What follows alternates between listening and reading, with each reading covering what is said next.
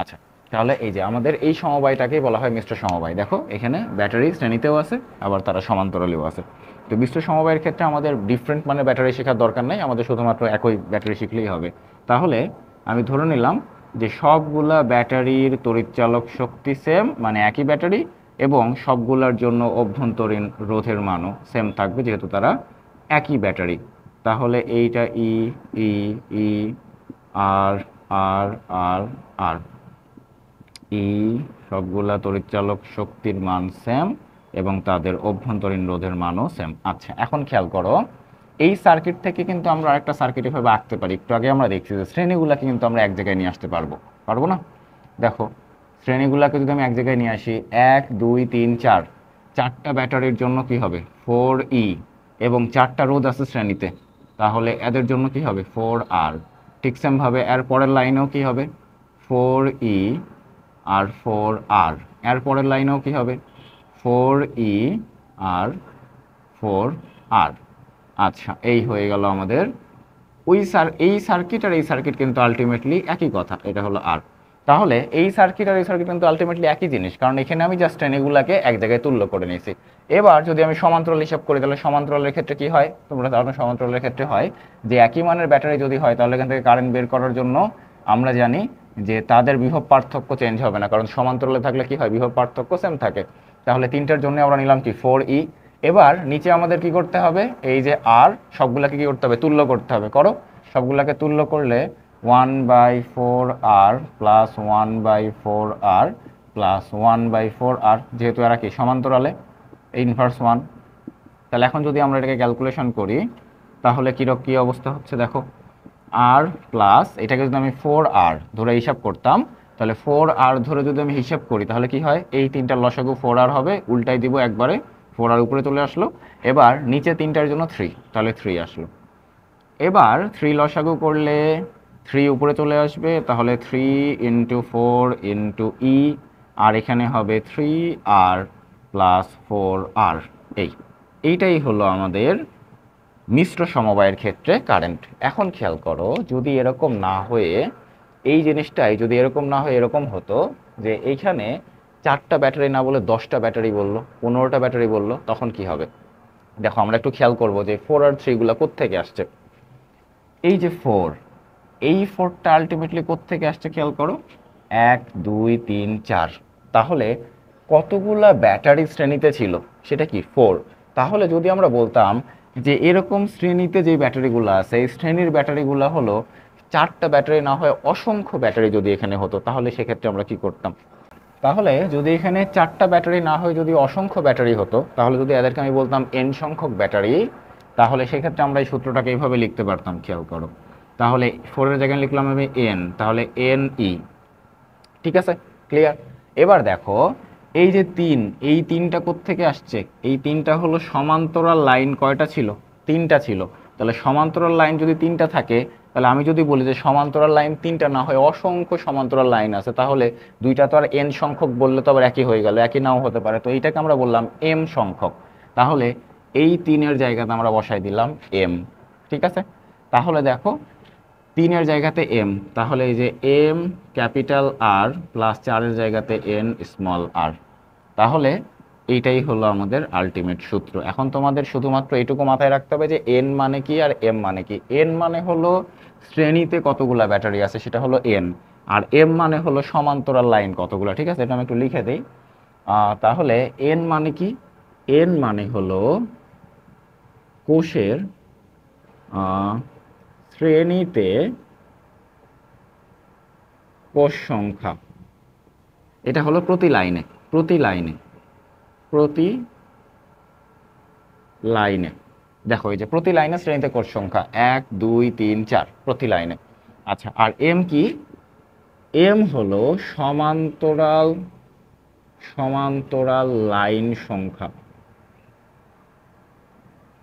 এই ঠিক আছে, আচ্ছা ওকে। এবার এখান থেকে আরেকটা জিনিস আমাদের শিখতে হবে, সেটা হলো যে সর্বোচ্চ সর্বোচ্চ প্রবাহের জন্য, মানে আমরা চাচ্ছি যে মিশ্র সমবায় ব্যাটারিগুলোকে এমনভাবে সাজানো হোক যেন ওই অবস্থার ক্ষেত্রে ম্যাক্সিমাম প্রবাহ পাওয়া সম্ভব হয়। যেন ওই ক্ষেত্রে ম্যাক্সিমাম প্রবাহ পাওয়া যায়, প্রবাহের মানটা যেন সর্বোচ্চ হয়। তাহলে এই সর্বোচ্চ প্রবাহের জন্য এটাকে আমি একটু মিশাই দিই। সর্বোচ্চ প্রবাহের জন্য কি করা যায় খেয়াল করো। তাহলে সর্বোচ্চ প্রবাহের জন্য সার্কিটটা মিশিয়ে দিলাম। তাহলে সর্বোচ্চ প্রবাহের জন্য তো মনে রাখবা, এই শর্ত থেকে যে প্রবাহগুলো পাওয়া যায় ওটা মুখস্থ করার কোনো দরকার নাই।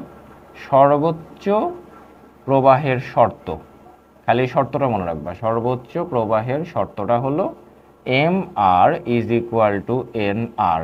এই যে এই দুইটা জিনিস সমান হলেই হয়ে গেল, ঠিক আছে। জাস্ট খালি সর্বোচ্চ প্রবাহের শর্তটাকে মনে রাখলেই চলবে। এখান থেকে সর্বোচ্চ প্রবাহ আই ম্যাক্স বের করার জন্য একটা সূত্র দেওয়া আছে বইয়ে, ওটা মুখস্থ করার দরকার নেই, কারণ এই মানটা তুমি এখানে যদি বসায় দাও তাহলে এখান থেকে এমনিতেই তুমি সর্বোচ্চ প্রবাহের সূত্রটা ওখান থেকে এমনিই পাবা। তো এই জন্য তুমি এই সূত্রটাকে মনে রাখবা, শুধুমাত্র বেস সূত্র এইটা, আর সাথে সর্বোচ্চ প্রবাহের জন্য শর্ত এটা। যদি সর্বোচ্চ প্রবাহ বলে দেয় তখন সেক্ষেত্রে এই শর্তটা ব্যবহার করলেই হবে, ঠিক আছে। আচ্ছা, তাহলে এর মধ্যে দিয়ে আমাদের কোষের সমবায়ের আলোচনা শেষ হলো। হুইটস্টোন ব্রিজ কিছুটা এরকম হয় দেখতে। এই যে এই রকম চারটা রোধ সংযোগ দেওয়া থাকে, এবং এই চারটা রোধ যেখানে সংযোগ দেওয়া থাকে এর সাথে থাকে এখানে একটা কোষ, আর এর ভিতরে থাকে একটা গ্যালভানোমিটার। এর ভিতরে থাকে একটা গ্যালভানোমিটার। তাহলে পি, কিউ, আর, এস, এই চারটা রোধের মান আমরা দিয়ে দিলাম। এখন এই হুইটস্টোন ব্রিজের ক্ষেত্রে একটা কনসেপ্ট খুবই কমন, সেটা হলো সাম্যাবস্থা। যে হুইটস্টোন ব্রিজ সাম্যাবস্থায় থাকলে এই করতে হবে ওই করতে হবে, বেশ কিছু জিনিসপত্র বলে দেয়। তো আমরা দেখব যে হুইটস্টোন ব্রিজ যদি সাম্যাবস্থায় থাকে তখন আসলে কি ঘটবে, আর কোন অবস্থাটাকে বলা হয় হুইটস্টোন ব্রিজের সাম্যাবস্থা। হুইটস্টোন ব্রিজের সাম্যাবস্থাটা বলা হয় যখন এই গ্যালভানোমিটারের ভিতর দিয়ে কোনো প্রবাহ দেখাবে না, গ্যালভানোমিটারের ভিতর দিয়ে কোনো প্রবাহ দেখাবে না, তখন ওই অবস্থাটাকে বলা হয় হুইটস্টোন ব্রিজের সাম্যাবস্থা। যে গ্যালভানোমিটারের যে লাইন আছে এই লাইন দিয়ে কোনো কারেন্ট ফ্লো হচ্ছে না বা দিক দিয়ে কোনো কারেন্ট যাচ্ছে না। এখন নর্মালি ব্যাটারি থেকে কারেন্ট কিভাবে ফ্লো হবে, যে এই পর্যন্ত কারেন্ট আসবে আই, এই পয়েন্টে কারেন্ট ভাগ হয়ে এদিকে আমি ধরলাম I1 যাচ্ছে আর এদিকে যাচ্ছে I2। তো গ্যালভানোমিটারের ভিতরে দিয়ে আমরা ধরে নিয়েছি যে এই অবস্থাটা হলো সাম্যাবস্থা, কারণ আমাদের টার্গেট কি সাম্যাবস্থার জন্য আমরা শর্ত বের করতে চাই। তাহলে যদি এরকম হয় যে এই লাইনে কোনো প্রবাহ না হয়, তাহলে এই পয়েন্টে আসার পর এদিকে যে প্রবাহটা যাবে সেটাও কি I1 হবে এবং এই পয়েন্টে মিলে যাবে। আবার এদিক দিয়ে যে প্রবাহটা যাবে সেটাও কি I2 হবে এবং এই পয়েন্টে মিলে I হয়ে আবার এদিক দিয়ে বের হয়ে চলে আসবে। এই তো, এইটুকু জিনিস সবারই বোঝার কথা। এবার এখন আমরা খেয়াল করব যে কখন প্রবাহ হবে না। দেখো, এখন আমরা খেয়াল করব যে যদি গ্যালভানোমিটারের ভিতর দিয়ে প্রবাহ না হয়, যদি গ্যালভানোমিটারের ভিতর দিয়ে প্রবাহ না হয় তাহলে কোন শর্তে প্রবাহ হবে না। মিটারের ভিতর দিয়ে প্রবাহ হবে না, এটা আমরা কিভাবে বুঝবো? যদি এরকম হয় গ্যালভানোমিটারের এই মাথার এই যে কারেন্ট বিভব এবং এইখানের যে বিভব, এদের পার্থক্য যদি না থাকে, মানে দুইটা বিভব যদি সমান হয়, কারণ আমরা জানি যে বিদ্যুৎ প্রবাহ হয় কোন দিক থেকে কোন দিকে, উচ্চ বিভব থেকে নিম্ন বিভবের দিকে। তাহলে যদি এরকম হয় যে উচ্চ বিভব থেকে নিম্ন বিভবের দিকে প্রবাহ হবে, যদি বিভবের পার্থক্য না থাকে, মানে কেউ উচ্চ বা কেউ নিম্ন এরকম না, দুইটা বিভবই যদি সেম হয়, তাহলে সেক্ষেত্রে কি হবে না? তাহলে প্রবাহ হবে না। তাহলে আমি বললাম যে এই প্রান্তের বিভব এ আর এই প্রান্তের বিভব যদি হয় বি, তাহলে সাম্যাবস্থা মেনটেন করবে কখন? যখন এই দুইটা বিভবের মান সমান হবে, যখন এদের মধ্যে কোনো বিভব পার্থক্য থাকবে না। ওকে, তাহলে ধরো আমি ধরে নিলাম যে এই পয়েন্টের জন্য একটা বিভব যেটাকে আমি বললাম সি, আর এই পয়েন্টের জন্য একটা বিভব যেটাকে আমি বললাম ডি। আচ্ছা, এখন আই সমান কি বলা যায়? আমরা জানি I is equal to V by R. V মানে কি? বিভব পার্থক্য ডিভাইডেড বাই রোধ। তাহলে বিভব পার্থক্য কারেন্ট যাচ্ছে এখান থেকে এই পর্যন্ত, তাহলে এদের বিভব পার্থক্য, তাহলে এই পয়েন্টের বিভব কি বেশি হবে না? অবশ্যই এর চেয়ে, কারণ কি হয় যখন কারেন্ট যায় তখন রোধের মধ্যে ভোল্টেজ ড্রপ হয়, তাহলে অবশ্যই ভিসি এর মানটা বড়। তাহলে আমরা বললাম যে বিভব পার্থক্য VC minus VA divided by রোধ হলো পি, ঠিক আছে।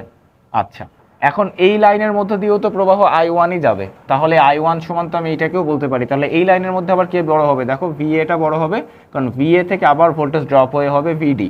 তাহলে এখানে আমরা লিখতে পারবো যে VA মাইনাস VD বিভব পার্থক্য ডিভাইডেড বাই কিউ।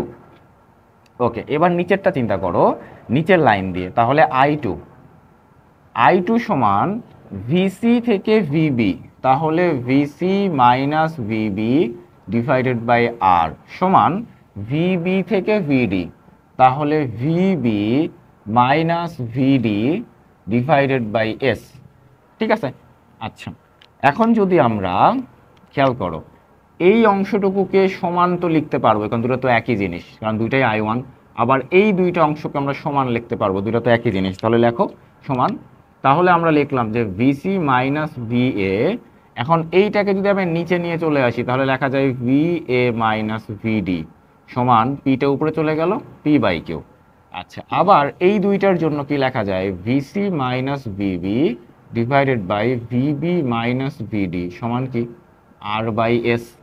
এবার দেখো, বা আমরা আগেই বলছি সাম্যাবস্থার জন্য শর্ত বের করতে যাচ্ছি, তাহলে সাম্যাবস্থার জন্য কন্ডিশন কি হতে হবে, এ এবং বি এর বিভব সেম, তাহলে ভি এ যা কথা ভি বি আলটিমেটলি একই কথা, তাহলে আমরা ভি এর জায়গায় ভি বি বসাই দিলাম সমান পি বাই কিউ। এবার দেখো এই জিনিস আর এই জিনিস একই কিনা, তাহলে আমরা এইটা সমান এইটা বলতে পারবো, তাহলে P by Q is equal to R by S.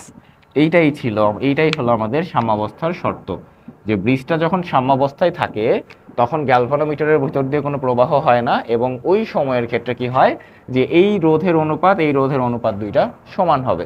ঠিক আছে, তাহলে এই শর্তটা দিয়ে আমাদের অনেক অঙ্ক করতে হয়, এই শর্তটা খুবই গুরুত্বপূর্ণ, এবং এই শর্তটা কোথা থেকে আসছে এটা খুব কঠিন কিছু না, জাস্ট তোমরা একবার একটু দেখে নিও, তাহলে মনে রাখতে সুবিধা হবে। ঠিক আছে। আচ্ছা, এরপরে আলোচনা আমরা করব শান্ট নিয়ে।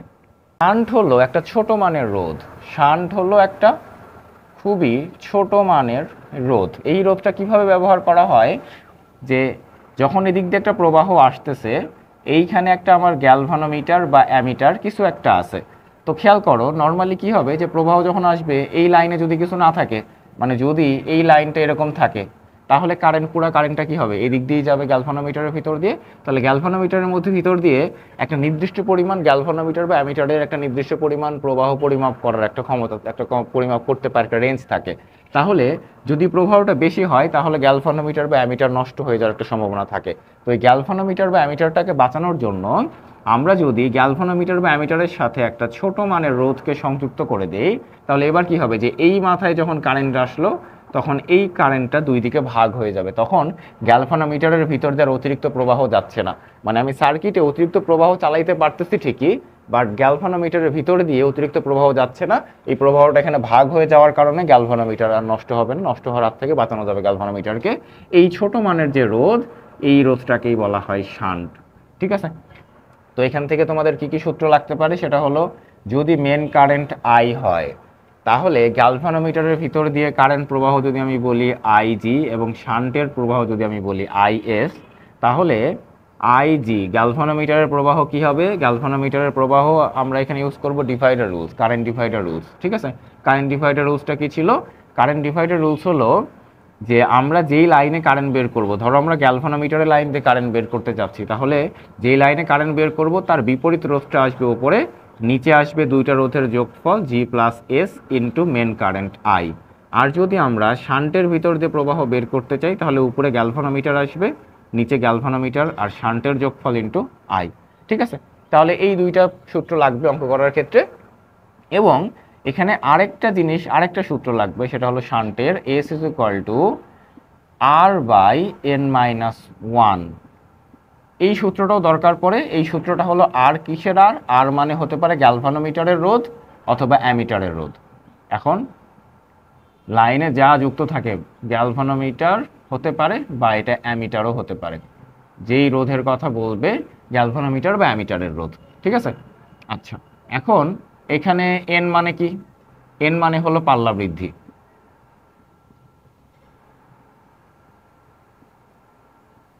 দেখো এখান থেকে যদি আমি তোমাকে একটা অঙ্ক না করাই দেই বা একটা অঙ্কের কথা না বলি তাহলে একটু বুঝতে কষ্ট হবে। দেখো এখানে আমরা একটা অ্যামিটার নিলাম ধরো, তাহলে অ্যামিটারের গায়ে লেখা আছে যে অ্যামিটার 0 থেকে 5 অ্যাম্পিয়ার পর্যন্ত প্রবাহ মাত্রা মাপতে পারে। ঠিক আছে, আর অ্যামিটারের রোধ হলো 100 ওহম ধরে নাও। এখন আমরা চাচ্ছি যে এই সার্কিটের ভিতর দিয়ে প্রবাহ হোক 10 অ্যাম্পিয়ার, আমি চাচ্ছি যে এই সার্কিটের ভিতরে 10 অ্যাম্পিয়ার প্রবাহ হোক, তাহলে 10 অ্যাম্পিয়ার প্রবাহ যদি অ্যামিটারের ভিতর দিয়ে যায় তাহলে কি হবে, অ্যামিটার নষ্ট হবে। কারণ অ্যামিটার সর্বোচ্চ কি 5 অ্যাম্পিয়ার পর্যন্ত সে ভাবতে পারে, বাট 10 অ্যাম্পিয়ার গেলে তো আর নিরাপদে যেতে পারবে না, তাহলে তো ব্যবস্থাটা নিরাপদ হলো না। কিন্তু তাহলে আমি যদি 10 অ্যাম্পিয়ার চালাতে চাই তখন ওই যে কি বললাম, শান্ট ব্যবহার করতে হবে। শান্টের কাজ কি, শান্টের কাজ হলো বেশি প্রবাহ আসলেও সেটা বাইপাস লাইন দিয়ে শান্ট থাকার কারণে অ্যামিটারের ভিতরে ওই প্রেশারটা পড়বে না, বা 10 অ্যাম্পিয়ারটা ডিরেক্ট অ্যামিটারের ভিতর দিয়ে যাবে না। এখন এই পয়েন্টে আসে কারেন্ট দুই ভাগে ভাগ হবে। তো এখানে প্রশ্নটা হলো যে আমি চাচ্ছি 10 অ্যাম্পিয়ার প্রবাহ হোক, আমি চাচ্ছি প্রবাহ হোক সার্কিটে 10 অ্যাম্পিয়ার, কিন্তু আমার অ্যামিটার 5 মিটার পর্যন্ত মাপতে পারবে। তাহলে বাইপাস করার জন্য আমাদের কি করতে হবে, একটা শান্ট ইউজ করতে হবে।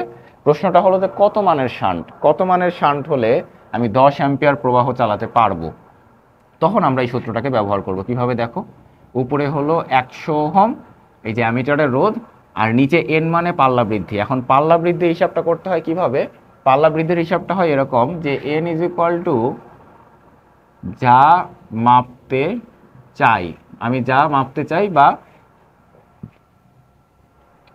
যা প্রবাহ চাই, ধরো যা প্রবাহ চাই মানে সার্কিটের মধ্যে আমি যে প্রবাহটা চাচ্ছি কত 10 অ্যাম্পিয়ার, আর যা মাপা যায় মানে অ্যামিটার যতটুকু মাপতে পারতেছে এখন এই যে 5 অ্যাম্পিয়ার, অ্যামিটার কতটুকু মাপতে পারতেছে 5 অ্যাম্পিয়ার। ঠিক আছে, এখন এই জিনিসটা প্রায় পরীক্ষায় কনফিউজ হওয়ার একটা চান্স থাকে যে কোনটা উপরে যাবে কোনটা নিচে যাবে। খেয়াল করো n-1 রোধের মান কি নেগেটিভ হতে পারে, হতে পারে না। তাহলে সেই হিসাবে পাল্লা বৃদ্ধির ক্ষেত্রে উপরে বড়টা আসবে নিচে ছোটটা, তাহলে বড় মান কত 10 অ্যাম্পিয়ার, নিচে ছোট মান কত 5 অ্যাম্পিয়ার। 5 অ্যাম্পিয়ার মানে এই যে সর্বোচ্চ যতটুকু মাপা যায় -1। তাহলে এখান থেকে যদি আমরা ক্যালকুলেশন করি কত পাওয়া যায় 2 - 1, তাহলে 100। তার মানে বোঝানো হচ্ছে এই 100 ওহমটা কি, এটা হলো শান্ট। এই মানের একটা শান্ট মানে এই জায়গাতেও আমাদের একটা 100 ওহম রোধ দিতে হবে। যদি এখানে আমরা 100 ওহম রোধ দেই তাহলে এই লাইনের ভিতর দিয়ে 10 অ্যাম্পিয়ার পরিমাণ প্রবাহ চালানো সম্ভব, সেক্ষেত্রে অ্যামিটার নষ্ট হবে না। কারণ কি খেয়াল করো, 10 অ্যাম্পিয়ার যখন এই পয়েন্টে আসবে, আসার পর এই লাইনে 5 অ্যাম্পিয়ার ভাগ হবে, এই লাইনে 5 অ্যাম্পিয়ার ভাগ হবে, তাহলে অ্যামিটারের ভিতর দিয়ে তো অতিরিক্ত কারেন্ট গেল না। অ্যামিটার যতটুকু মাপতে পারে ততটুকু পরিমাণ কারেন্ট অ্যামিটারের ভিতর দিয়ে যাচ্ছে।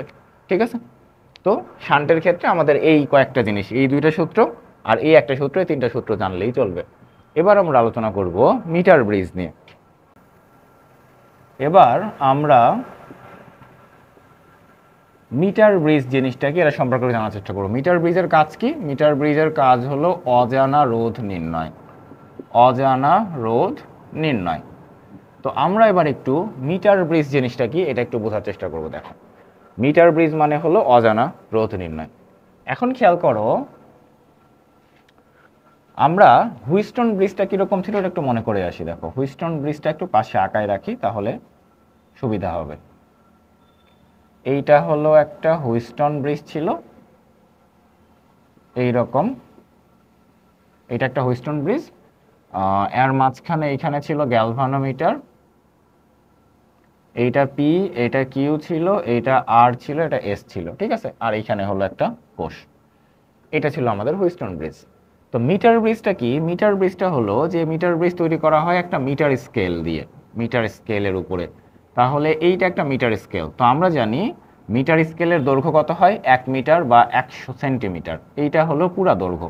ঠিক আছে, দৈর্ঘ্য এইটা হলো পুরাটার দৈর্ঘ্য মানে এই মাথা থেকে এই মাথা পর্যন্ত। আর এই স্কেলের উপরে যদি আমরা এইভাবে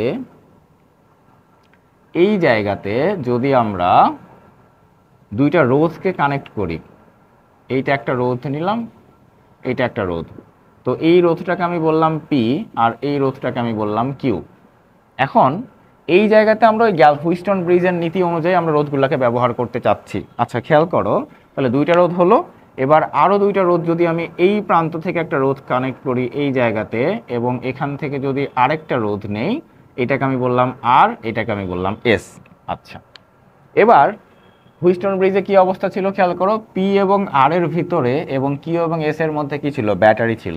আচ্ছা তাহলে পি এবং আর মানে এখান থেকে, আর কিউ এবং এস এখানে, এই যে এই লাইনের মাঝখানে ছিল একটা কোষ, তো এখানে আমরা একটা কোষ দিয়ে দিলাম ই। এবার পি কিউ এর মাঝখান থেকে শুরু করে আর এস এর মাঝখান পর্যন্ত একটা ছিল গ্যালভানোমিটার। তো এইখানে আমরা একটা গ্যালভানোমিটারকে কানেক্ট করে দিলাম, ঠিক আছে।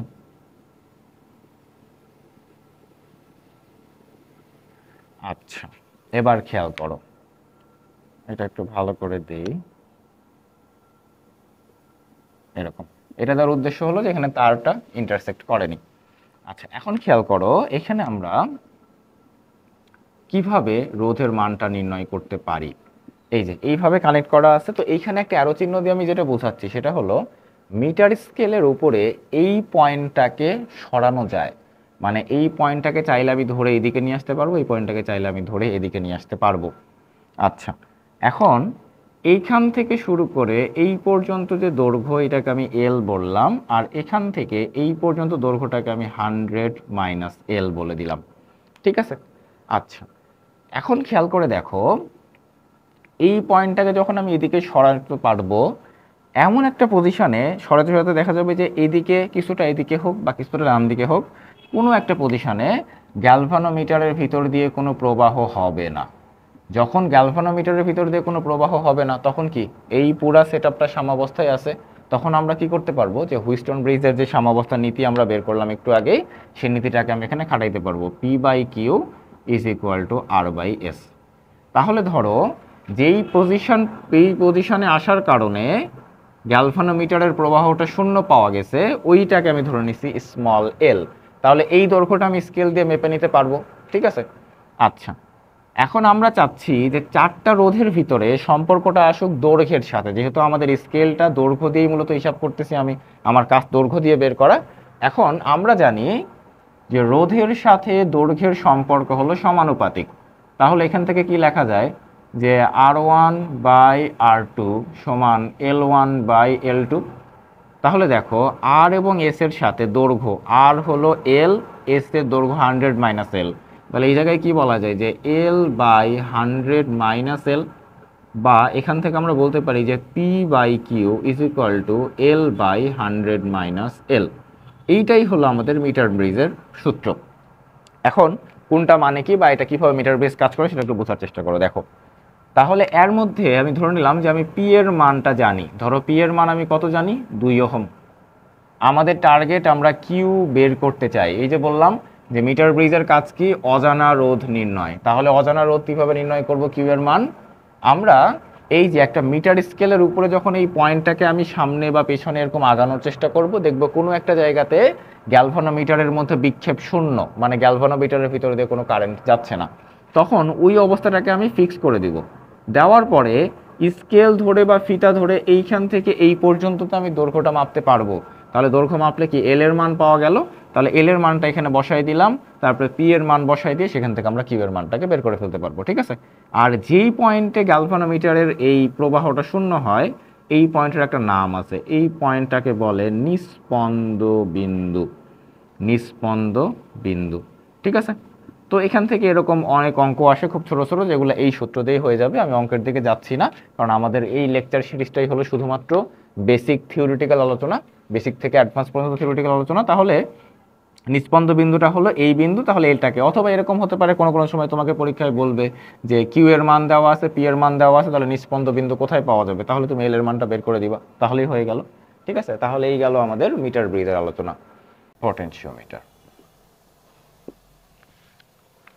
পটেনশিওমিটার আলোচনার মাধ্যমে আমরা চলচরিত আলোচনা শেষ করে ফেলব।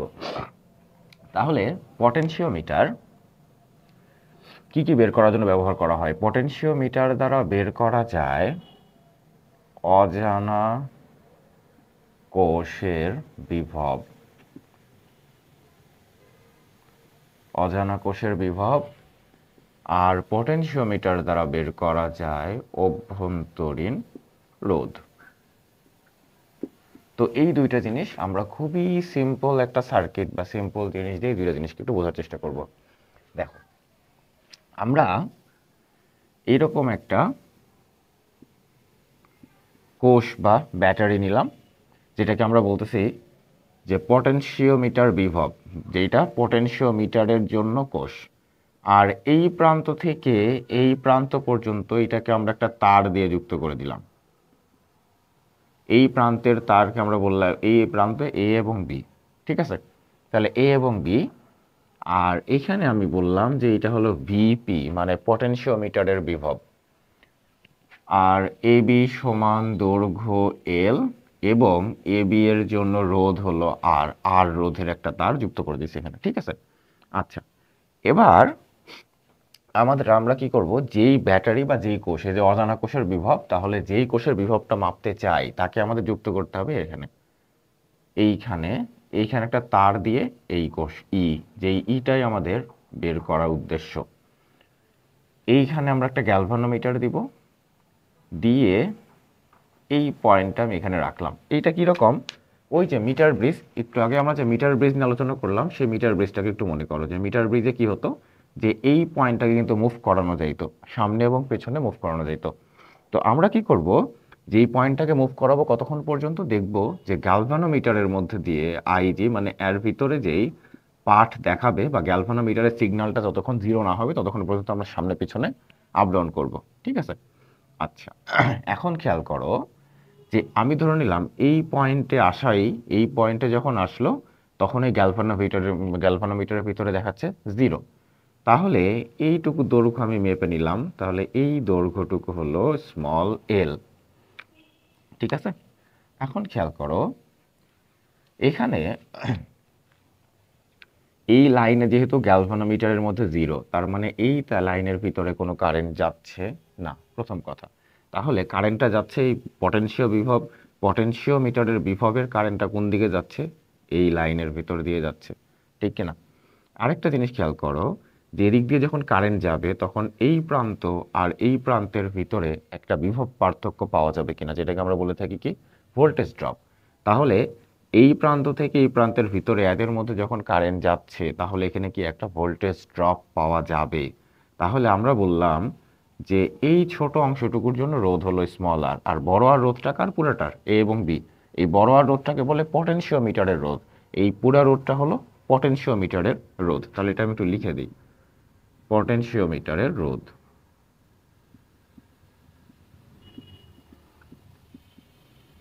তাহলে ছোট আরটা কি, ছোট আরটা হলো এই যে যেই ছোট্ট একটা অংশ, এই ছোট্ট অংশের ভিতরে এইটুকুর জন্য রোধ হলো স্মল আর, আর এইটুকুর দৈর্ঘ্য হলো এল। আচ্ছা, তাহলে এই স্মল আর এর ভিতরে এইখানে যে ভোল্টেজ ড্রপটুকু হবে সেই ভোল্টেজ ড্রপটাকে আমরা বলবো ভি। এখন খেয়াল করো এই ভোল্টেজ ড্রপ আর ই এর মানটা অ্যাকচুয়ালি সেম হবে, কিভাবে? কারণ যেহেতু এই আর ছোট আর এর অংশটুকু এবং এই উপরের তার, এই দুইটা যেহেতু আছে সমান্তরালে, তাহলে দুইটা যদি সমান্তরালে থাকে, সমান্তরালে কি হয়, বিভব পার্থক্য সেম থাকে। তাহলে বিভব পার্থক্য সেম যদি থাকে তাহলে আমরা কি বলতে পারবো যে এই লাইনের, উপরের লাইনের এই বিভব পার্থক্য আর এই লাইনের বিভব কি সেম হবে, কারণ দুইটা লাইন কি সমান্তরালে আছে, সমান্তরালে বিভব পার্থক্য একই থাকে। আচ্ছা, তাহলে এইটা সমান কি বলা যাবে, যে এইখানে ভোল্টেজ ড্রপ হচ্ছে ভি, তাহলে এইটুকুর মধ্যে দিয়ে যে কারেন্ট যাবে সেই কারেন্টটাকে যদি আমরা বলি আই পরিমাণ কারেন্ট, তাহলে আমাদের ভোল্টেজ ড্রপ হবে V is equal to I small R. এখন এখানে আমাদের স্মল আর এর মানটা বের করতে হবে। তো স্মল আর তো প্রশ্নে দেওয়া থাকবে না, প্রশ্নে দেওয়া থাকবে কি, যে এ বি পটেনশিওমিটারের দৈর্ঘ্য এবং পটেনশিওমিটারের রোধ, তাহলে আমাদের এল এবং আর এর ভিতরে আসতে হবে, প্রশ্নে এগুলো দেওয়া থাকবে। আচ্ছা, তো এখানে আমরা কৈকিক নিয়ম অ্যাপ্লাই করবো, কীরকম খেয়াল করো, আমরা বলবো যে পুরা এল দৈর্ঘ্যের জন্য রোধ যদি আর হয় তাহলে একক দৈর্ঘ্যের জন্য রোধ কত হবে, আর বাই এল, এবং স্মল এল দৈর্ঘ্যের জন্য রোধ হবে আর এল বাই এল, ঠিক আছে? তাহলে আমরা এই যে স্মল এল দৈর্ঘ্যের যে রোধ, স্মল এল দৈর্ঘ্যের রোধটাকে কি বলছিলাম, স্মল আর, তার মানে এটাই আমাদের স্মল আর এর মান, মানে স্মল আর সমান আর এল বাই এল, এটাই। তাহলে এই মানটা আমরা এখানে বসাই দিব, সরি এটা স্মল এল। আচ্ছা, তাহলে আই আর এল বাই এল, এই যে, তাহলে এইটাই আমাদের অজানা কোষের মান বের করার জন্য সূত্র। এই সূত্র ব্যবহার করে আমি অজানা কোষের মান বের করতে পারবো। আচ্ছা, এখন এখান থেকে আরেকটা ছোট্ট জিনিস চিন্তা করো, দেখো এই পটেনশিও বিভবের থেকে যে কারেন্টটা যাচ্ছে, এই কারেন্টটা কোন দিকে যাচ্ছে, এই দিক থেকে না, এইরকম এদিক দিয়ে যাচ্ছে। এখন এই পটেনশিওমিটারের থেকে যে কারেন্ট উৎপন্ন হচ্ছে কারেন্টটা কি ই লাইন, মানে এই লাইনের মধ্যে যাচ্ছে? যাচ্ছে না। কেন যাচ্ছে না? কারণ আমরা তো আগেই বলছি যে গ্যালভানোমিটারের বিক্ষেপ শূন্য। তার মানে এই লাইনের মধ্যে কারেন্ট গেলে তো গ্যালভানোমিটারের বিক্ষেপ থাকতো, গ্যালভানোমিটার তো বলতো যে কারেন্ট যাচ্ছে। যেহেতু লাইনে কারেন্ট যাচ্ছে না, তো এই জন্য এই পটেনশিও বিভবের যে কারেন্ট, পুরা কারেন্টটা যাচ্ছে কোন তারের মধ্যে দিয়ে? এই তারের ভিতর দিয়ে। এই পুরোটা এই চক্রের মধ্যে, এই সার্কিটের মধ্যে, এইটুকুর মধ্যে। তাহলে এবার খেয়াল করো যে আমরা কি বলতে পারবো যে পটেনশিও বিভব সমান আই আর, কারণ আই মানে মেন প্রবাহ, আর আর মানে এই যে পুরোটা এ বি এর জন্য পুরো দৈর্ঘ্যটা, আর বলতে পারবো না? তাহলে দেখো এই সমীকরণটাকে যদি আমরা আরেকটু এইভাবে লিখতে চাই যে ভিপি এল বাই এল, এই, তাহলে এইভাবে ওইটাকে হিসাব করা যায়। তাহলে আমাদের কি কি জিনিস জানতে হবে, কোনটা মানে কি, আরেকবার একটু খেয়াল করো। ভিপি মানে হলো পটেনশিওমিটার বিভব, স্মল এল মানে হলো যেই পজিশনের জন্য বিক্ষেপটা শূন্য হলো, বা যেই পজিশনে সাম্য বিন্দু বা নিস্পন্দ বিন্দু পাওয়া গেল ওই দূরত্বটুকু। আর ক্যাপিটাল এল মানে হলো পটেনশিওমিটারের দৈর্ঘ্য, মানে এই যে পুরো এবির দৈর্ঘ্য। ঠিক আছে? তাহলে খুব বেশি এই সব কিছু তোমাদের জানতে হবে এমন না, শুধু তোমাদের জানতে হবে এই সূত্রটুকু, এই সূত্র অথবা এই সূত্রটা একটু মুখস্থ রাখো, আর কোনটা মানে কি সেটা একটু মনে রাখো। ঠিক আছে? তাহলে আবার বলতেছি, দেখো আই মানে হলো প্রবাহ, আর মানে কার রোধ? পটেনশিওমিটারের রোধ, মানে এই যে পুরাটার রোধ, পটেনশিওমিটারের তারের রোধ। আর স্মল এল মানে হলো কোন বিন্দুতে সাম্যবিন্দু পাওয়া গেল সেই বিন্দুটার দূরত্ব। আর ক্যাপিটাল এল মানে হলো পটেনশিওমিটারের দৈর্ঘ্য, বা এই যে এবি তারটার পুরাটার দৈর্ঘ্য। আর ভিপি মানে হলো এই যে এইটা পটেনশিওমিটার বিভব। ঠিক আছে? তাহলে অলরেডি আমাদের এই একটা অংশ হয়ে গেল অজানার কোষের বিভব কিভাবে নির্ণয় করা যায়। এবার আমরা যাব অভ্যন্তরীণ রোধ কিভাবে নির্ণয় করা যায়। ঠিক আছে? এইটা হলো পটেনশিওমিটারের বিভব, এইখানে এইটা হলো এ, এটা বি, দুইটা প্রান্ত। এবার এখান থেকে আমরা একটা ব্যাটারি নিলাম, এইখানে আমরা দিলাম একটা গ্যালভানোমিটার। এবার এইটাকে আমরা এইরকম একটা জায়গাতে যুক্ত করে দিলাম। এই অংশটা, এই বিষয়টা এর আগেই তোমরা দেখছো। আচ্ছা, এরপরে আমরা এইরকমই আরেকটা সার্কিট নিব। এইরকম সার্কিট আমরা আরেকটা নিব।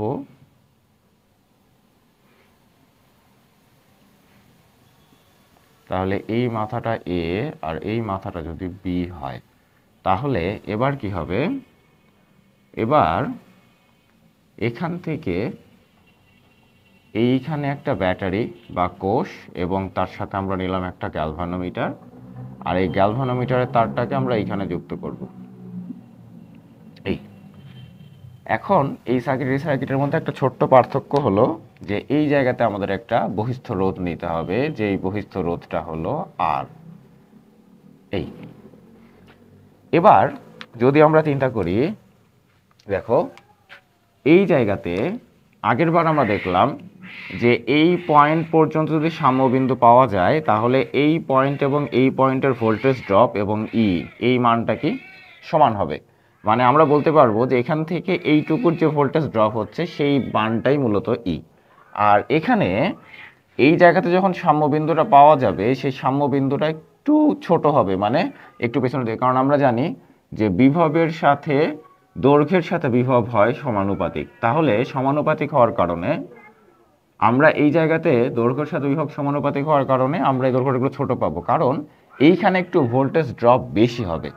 এই জায়গাতে একটু ভোল্টেজ ড্রপটা বেশি হবে কীরকম? কারণ এই যে একটা উপরে একটা বহিস্থ রোধ আছে, খেয়াল করো যে এর আগের বার এই লাইনের ভিতর দিয়ে কারেন্ট যাইতে পারতেছিল না, কারণ এই জায়গাতে বিক্ষেপ ছিল, গ্যালভানোমিটারের বিক্ষেপ শূন্য। কিন্তু এই লাইনের ভিতরে তো এবার কারেন্ট যাইতে পারবে, এই লাইনের ভিতর দিয়ে তো এবার কারেন্ট যাইতে পারবে, কারণ এইখানে তো একটা বহিস্থ রোধ আছে।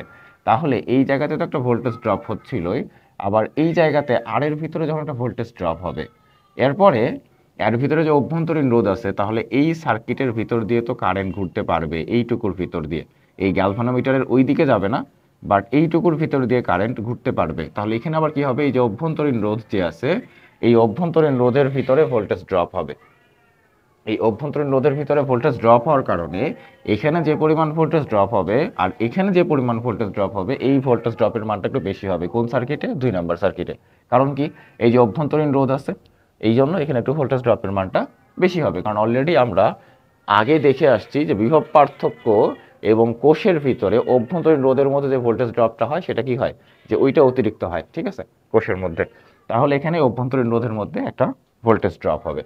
আচ্ছা, এখন তাহলে এখান থেকে আমাদের ক্যালকুলেশনটা কি হবে দেখো, যে এই জায়গাতে আমরা বললাম যে প্রথম অবস্থায় মানে বহিস্থ রোধ ছাড়া এই জায়গাতে আমরা এই দৈর্ঘ্যটা একবার মেপে নিব, যে সাম্য বিন্দুটা কোথায় পাওয়া গেল।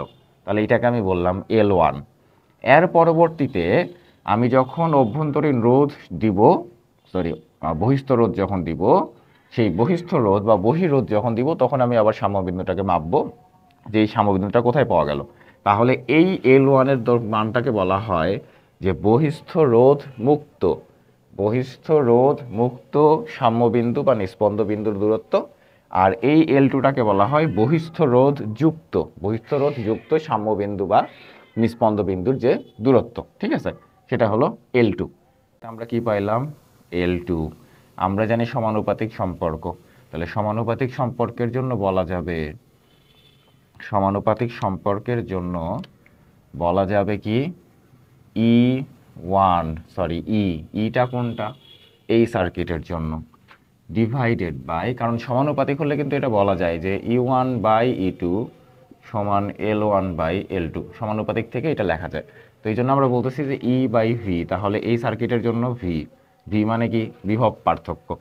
আচ্ছা, এখন এর জন্য এই জায়গাতে তাহলে এখানে আমি ভি কেন নিলাম, কারণ এই যে এখানে একটু কম পাচ্ছি, মানে এর পরিমাণ তো এখানে পাচ্ছি না, এখানে একটু কম পাচ্ছি কারণ এখানে ভোল্টেজ ড্রপটা বেশি হচ্ছে স্মল আর এর জন্য।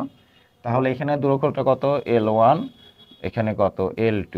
আচ্ছা, সমান সমান আমরা জানি যে I ইজ ইকুয়াল টু কি বলা যায়, E/R+R, এটা আমরা দেখছিলাম সূত্রটা। তাহলে সমান বলা যায় I × R+R, তাহলে I × R+r divided by V is equal to হলো IR, তাহলে L1/L2, তাহলে I এর সাথে I কাটা, তাহলে এখানে 1 প্লাস লেখা যায় R/R is equal two L1/L2, বা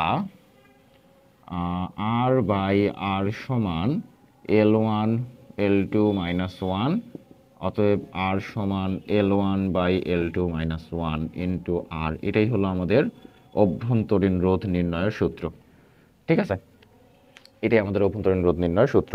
তাহলে দেখো, তোমাদের এই প্রমাণ বা এই এত কিছু মনে রাখার দরকার নেই, তোমাদেরকে শুধুমাত্র এই সূত্রটা মুখস্থ রাখতে হবে। পরীক্ষায় তুমি এই সূত্রটাকে ডিরেক্ট ব্যবহার করতে পারবা।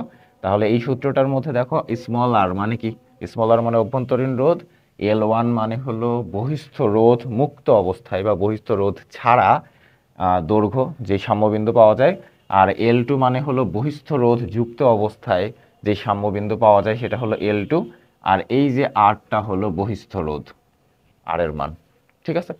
তাহলে এই টপিকের মধ্যে দিয়ে আমাদের চলতরিতের আলোচনা শেষ হলো।